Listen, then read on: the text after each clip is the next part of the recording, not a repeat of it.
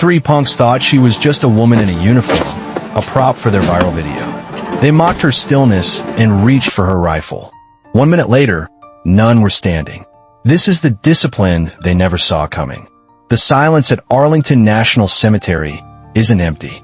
It's heavy, filled with the weight of history and the unspoken reverence of thousands. On this crisp autumn afternoon, under a sky the color of faded denim, that silence was particularly profound at the tomb of the unknown soldier. The air, tinged with the scent of damp earth and distant chrysanthemums, seemed to vibrate with a quiet dignity. Tourists clustered behind brass chains spoke in hushed whispers. A father pointed, explaining to his son not what he was seeing, but what it meant. At the center of this solemn stage stood Sentinel Anya Petrova. To the casual eye, she was a flawless statue carved from duty. Her deep blue Army service uniform was a study in perfection.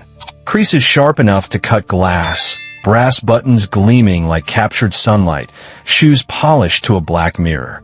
Her M14 rifle rested on her shoulder, not as a weapon, but as an extension of her being. For 21 steps, she would walk, her steel-tipped heels clicking a lonely, rhythmic heartbeat on the stone plaza. Then, she would turn, face the tomb for 21 seconds, and repeat the vigil. A tour guide, speaking softly to a small group of seniors, provided context. The Sentinels of the 3rd U.S. Infantry Regiment have guarded the tomb every second of every day since 1937, regardless of weather, she explained. Each one memorizes 7 pages of history and must pass a grueling series of tests. It's considered one of the most elite and demanding posts in the entire U.S. military. A teenager nearby yawned, scrolling through his phone. "It's just walking, though," he muttered to his friend. "Like a really boring parade." It was a common sentiment. Most saw the pageantry, not the pain. They saw the uniform, not the warrior who had earned the right to wear it. They didn't see the hours of training, the relentless pursuit of perfection, or the soul-deep commitment required. They didn't know that Anya Petrova's stillness wasn't learned on a parade ground in Virginia, but forged in the suffocating tension of an overwatch position in the mountains of Eastern Europe, where the wrong movement at the wrong time meant you, and the soldiers who depended on you didn't come home.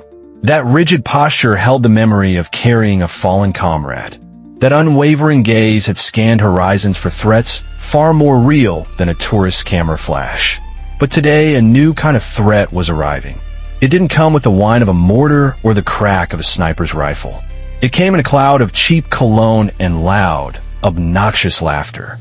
A trio of young men, clad in designer hoodies and ripped jeans that screamed, "Look at me," pushed their way to the front of the crowd.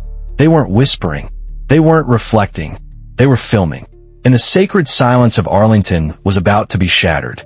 The leader, a young man with a sharp jaw and the restless, predatory eyes of a coyote, held his phone up like a weapon. His name was Logan, and his currency was clicks. Behind him, his 2 acolytes, Kyle and Jax, fanned out, their own phones already recording. They were a modern breed of vandal, their goal not to break things, but to break decorum, to profane the sacred for social media clout. "All right, what's up, Savage Squad?" Logan boomed into his phone, his voice a jarring violation of the hallowed quiet. "We're live here at Arlington, and we're about to see if this whole silent soldier thing is for real. Smash that like button.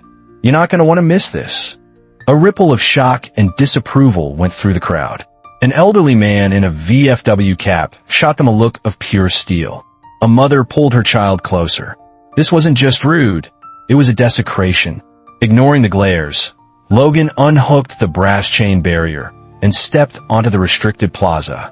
His crew followed, their smirks widening as they crossed the line.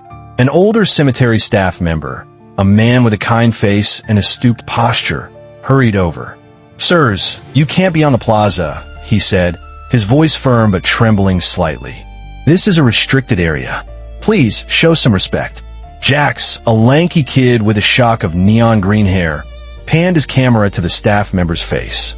"Chill out, Pops. We're just paying our respects up close and personal. It's a free country, right? This isn't about freedom. It's about respect for the fallen," the old man countered, his voice gaining strength. Yeah, we get it. Logan cut in, waving him away dismissively. He turned his attention to Anya, who continued her patrol, seemingly oblivious. Her face, shielded by sunglasses, was an unreadable mask. But beneath the surface, her mind was a whirlwind of cold, precise calculation. 3 hostiles. Leader, center. 2 flanks, recording. Motivation, attention. Primary threat. Unpredictable, seeking escalation. Secondary threat. Potential for physical contact to provoke a reaction. Distance, 15 yards and closing. This was a different kind of battlefield, but the principles were the same. Observe. Assess. Anticipate. She wasn't Anya Petrova, the woman. She was Sentinel, the guardian. Her heart rate didn't spike with anger or fear. It settled into the steady, powerful rhythm of readiness. She cataloged their swagger, the way they moved not as a cohesive unit, but as a pack of competing egos. She noted the position of their hands, the focus of their cameras. She wasn't just walking a route. She was patrolling a perimeter, and these 3 had just breached it. The tourists saw disrespect. Anya saw a tactical problem unfolding in real time. The trio formed a loose, arrogant triangle around her patrol line, forcing her to adjust her path slightly with each pass. It was a subtle test, a way of asserting dominance. Anya's adjustment was so minimal, so precise, it was almost imperceptible. She ceded nothing. Yo, check out the walk.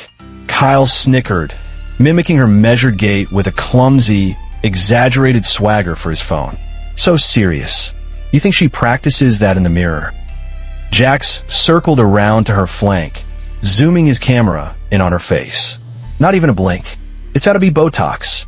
Hey, sweetheart, can you even smile under all that? He called out. The word sweetheart dripped with condescension. The crowd's murmuring grew louder, laced with outrage. Someone should stop them. A woman whispered angrily to her husband. Logan, feeding off the attention, stepped directly into Anya's path as she completed a turn. She stopped, a mere inch from his chest, her gaze fixed forward, through him, as if he were made of glass. The air crackled with tension. For a full 5 seconds, they stood frozen. Logan's smirk faltered for a fraction of a second, confronted by a stillness so absolute it felt like a physical force. He recovered quickly. See? Nothing. Just a pretty face in a uniform, he said to his audience, his voice a little too loud. To prove his point, he reached out and flicked one of the gleaming brass buttons on her tunic. The tink of his fingernail against the metal was a gunshot in the silence. That was the line. Not a line drawn by a brass chain, but an invisible line of dignity and honor. And he had just crossed it. Anya didn't flinch. Her expression didn't change. But inside, a switch flipped. It was a switch she hadn't had to touch since her last deployment. The part of her that felt the sting of insult, the righteous anger, was compartmentalized and locked away. What came to the forefront was something else entirely. The cold, dispassionate calculus of a trained soldier whose duty was to restore order and eliminate a threat. Her breathing, which had been a slow, meditative rhythm, subtly altered. It was a fractional change, a slightly deeper, more controlled intake of oxygen, feeding muscles that were now humming with potential energy. She was no longer just observing. She was waiting for the final, irrevocable trigger. She knew it was coming. Men like Logan couldn't stand being ignored. Their egos demanded a response, and they would keep pushing until they got one. He thought he was in control. He had no idea that he had just ceded it completely. Okay, Savage Squad, for the grand finale, Logan announced, his confidence surging back. He looked directly into his phone's camera, a glint of malicious excitement in his eyes. They say you never touch a Sentinel's weapon. Let's see if it's even real. I bet it's a plastic prop. He turned back to Anya. The crowd held a collective breath. The old veteran's hand clenched into a fist. The cemetery staff member reached for his radio, his fingers fumbling with the buttons. Slowly, theatrically, Logan extended his hand toward the polished wood stock of the M14 rifle on Anya's shoulder. His fingers, adorned with a chunky silver ring, moved through the air as if in slow motion. He was savoring the moment, the peak of his transgression. He was a hair's breadth away. The world seemed to narrow to the tiny space between his fingertips and the sacred rifle. The instant before contact, Anya moved. It wasn't a movement of anger. It was a movement of pure, kinetic efficiency. There was no wasted motion, no telegraphing of intent. One moment she was a statue. The next, she was a blur of controlled force. Her left hand shot out not to block but to intercept. Her fingers wrapped around Logan's wrist in a grip of steel. Simultaneously, she pivoted on her heel, using his own forward momentum against him. It was a classic wristlock takedown, a technique designed to neutralize, not to injure. Logan's arm was twisted into an unnatural angle, and a sharp, surprised yelp escaped his lips as his knees buckled. He crumpled to the stone plaza, his phone skittering away. Kyle, seeing his leader go down, reacted with a clumsy, rage-fueled charge. "Hey!" he yelled, swinging a wild punch. Anya was already turning. She met his charge not with resistance, but with redirection. She sidestepped his punch, her legs sweeping out in a low, powerful arc that took his feet out from under him. He landed flat on his back, the impact knocking the wind from his lungs in a pained whoosh. From her other side, Jax lunged, phone forgotten, his face a mask of disbelief and fury. He was faster than Kyle, but just as predictable. Anya flowed into her next movement without a pause. She caught his descending arm, dipped her shoulder, and used his own weight to flip him over her hip. He sailed through the air for a brief, weightless moment before crashing onto the unforgiving stone next to his friends. It was over. From first touch to final takedown, less than 60 seconds had passed. Then silence again, deeper, more absolute than before. It was punctuated only by the pained groans of three thoroughly humbled young men. Anya Petrova straightened up. She adjusted the rifle on her shoulder, settled her uniform, and returned to her post. Her face was calm. Her breathing was even. She stood at attention, gazing at the tomb, as if nothing had happened at all. For a long moment, the entire plaza was frozen in a state of collective shock. The tourists, the staff, even the birds in the nearby oaks seemed to be holding their breath. The only movement was the slow, pained stirring of the three men on the ground, their bravado replaced by a dawning, agonizing realization of their mistake. Then, a single sound broke the stillness. It was the sharp, deliberate clap of two hands coming together. The old veteran in the VFW cap was on his feet, his back ramrod straight, applauding. Tears streamed down his weathered cheeks, but his face was alight with a fierce, burning pride. His applause was the signal that broke the dam. A wave of cheering and clapping erupted from the crowd, a raw, spontaneous roar of approval and relief that echoed across the manicured lawns. It wasn't the polite applause for a performance. It was a visceral salute to something real and powerful they had just witnessed. People were cheering, whistling, some were crying. They weren't just clapping for the takedown. They were clapping for the restoration of dignity, for the quiet professional who had held the line. The teenage boy who had called it a boring parade was now staring, his phone forgotten in his hand, his mouth hanging open in awe. Woe was all he could manage. Military police arrived with the quiet competence of men who were used to handling situations with a minimum of fuss. They were followed by a man whose presence immediately commanded authority. Master Sergeant Wallace, Anya's direct superior. He was a tall, imposing figure with a face that looked like it had been carved from granite and a gaze that missed nothing. He ignored the groaning trio and the gawking crowd, walking directly to Anya's post. He stopped at a respectful distance, his eyes doing a swift, professional assessment of his soldier. "Sentinel," he said, his voice low and calm. "Report." Anya's eyes shifted almost imperceptibly to meet his.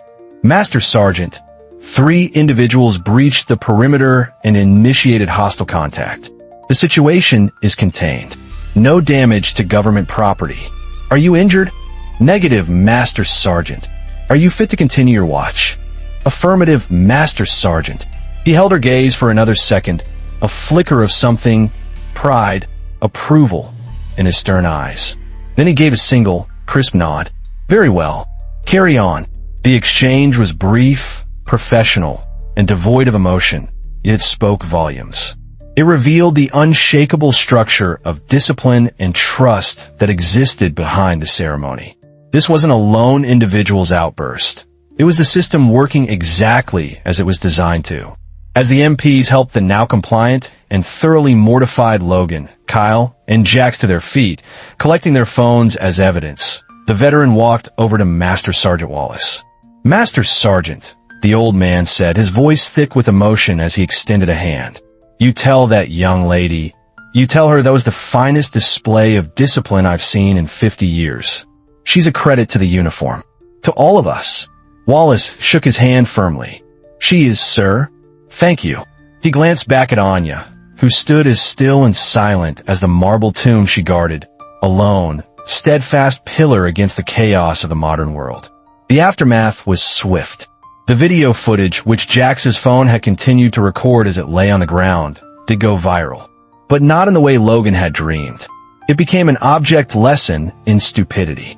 The comment sections were a tidal wave of condemnation for the trio and overwhelming praise for the Tomb Guard Angel.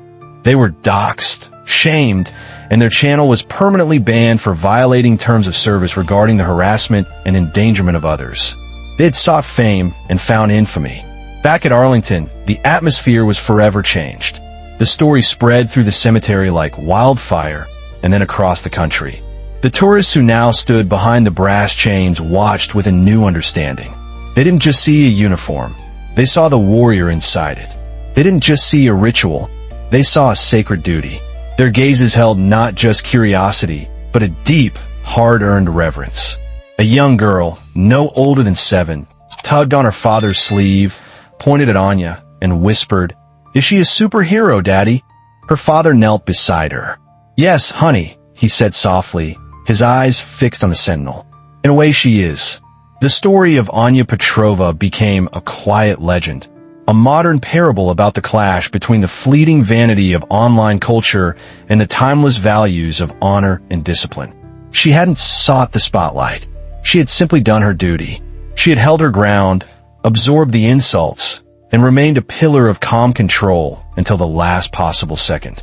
Her actions weren't about violence. They were about peace. They were a forceful, definitive statement that some things are still sacred, that some lines cannot be crossed, and that true strength doesn't need to shout. It stands its post, silent and ready. So, we have to ask, do you think Anya's response was justified? Was it the perfect application of training? Or should there be no place for physicality, no matter the provocation? Drop your thoughts in the comments below. We want to hear what you think, but please, comment respect. These conversations matter. If this story gave you a new appreciation for the men and women who stand guard over our nation's honor, hit that like button. It truly helps our channel. Subscribe and tap the notification bell so you never miss another story that pulls back the curtain on real-world heroes. And if you know someone who thinks these Sentinels are just for show, share this video.